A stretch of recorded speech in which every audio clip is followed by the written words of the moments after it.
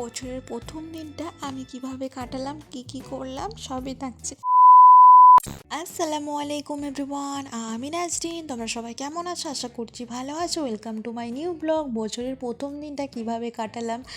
সকাল থেকেই বলি, সকালবেলা ঘুম থেকে উঠতে প্রায় 9টা বেজে গেলো। তারপরে চাটা খেতে আর করতে 10টা বেজে গেছিলো। তারপরে আম্মাজির হাতে টুকিনকি কাজ করে দিয়ে গোসল টোসল করে হালকা করে চুলটা একটুকুনি শুকিয়ে জোহরের নামাজটা পড়ে নিলাম। কারণ আজকে বছরের শুরু মানে প্রথম দিন, সেই জন্য ভাবলাম চলো আল্লাহর একটু ইবাদত করাই যায়। আর নামাজ তো প্রায় পড়ি, মাঝে মাঝে আবার কামাইও হয়ে যায়, মিথ্যে কথা বলবো না।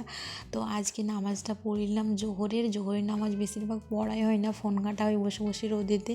আজকে পড়ে নিলাম। তারপরে কিছুক্ষণ রোদে বসে জামা কাপড়গুলো তুলে গাছগুলো সুন্দর মতো করে আজকে ভাবলাম পানি দিয়ে দেবো, কারণ গাছের গোড়াগুলো একদম একদম শুকিয়ে গেছে। সেই জন্য ভাবলাম চলো নলে এদিকে বালতিটা বসিয়ে দিয়েছিলাম, বালতিটা একদম ভর্তি হয়ে গেছে, চলো গাছগুলো ঝটপট করে পানিগুলো দিয়ে দেবো। কারণ বেশ কিছুদিন হলো, 2-3 দিন হলো পানি দেওয়া হয়নি বলে গাছগুলো একদম শুকিয়ে মতো গেছে, একদম কীরকম মতো হয়ে গেছে।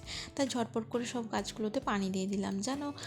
জানো তো, আমার কাছে মনে হয় বছরের শুরু কিংবা শেষ আমার কাছে মনে হয় একই, কিন্তু অনেক অনেক সবাই সেলিব্রেশন করে। আমার মনে হয় বছর তোমার জীবন থেকে একটা বছর কমে গেল, তাতে খুশির কোনো কারণ নাই। নতুন বছরে এটা ভাবো যে আরও কীভাবে ভালোভাবে থাকতে হবে, যে ভুলগুলো অন্যায়গুলো করেছি, কত নামাজ কাজা করেছি, কত অন্যায় করেছি, সেগুলো থেকে কিভাবে বাঁচবো, এগুলো মানুষের মাথায় থাকা উচিত। কোনো ফার্স্ট জানুয়ারি বলে আমি কিছু এগুলো না মানাটা ঠিক, আমরা তো কেউ মানি না এগুলো। আর কিছু সেলিব্রেশন করানো হয় না। অনেক অনেক বাড়িতে ফার্স্ট জানুয়ারির দিনে বিরিয়ানি হয়, অনেক অনেক সবাই আর অন্য অন্য জিনিস করে। আমরাও ছোটোবেলায় করেছি, কিন্তু এখন যখন বড় হয়ে সব কিছু জানছি শুনছি, এগুলো করা একদম ভালো নয়।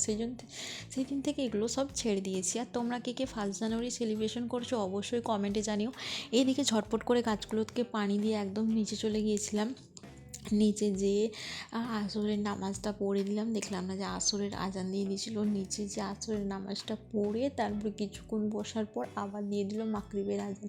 মাগরিবের নামাজটা পড়ে নিলাম, পড়ে নিয়ে হালকা করে একটু আজকে কোরআন তেলাওয়াত করলাম। আর তোমরা আজকে বছরের প্রথম দিনটায় কোরআন তেলাওয়াত কে করেছো অবশ্যই কমেন্টে জানিও। কোরআন তেলাওয়াতটা প্রতিদিনই প্রায় আমার এখন করি। কোরআন তেলাওয়াতটা খুবই ভালো লাগে, পড়তে পড়তে খুব ভালো লাগে কোরআন তেলাওয়াত করতে। আর তোমাদেরকে কেমন লাগে কোরআন তেলাওয়াত করতে অবশ্যই কিন্তু কমেন্টে জানিও। আর জানো তো, আর কিছু 2-3 দিনের মধ্যে আমার এক শিবপাড়া কোরআন শরীফ একদম খতম হয়ে যাবে একবার।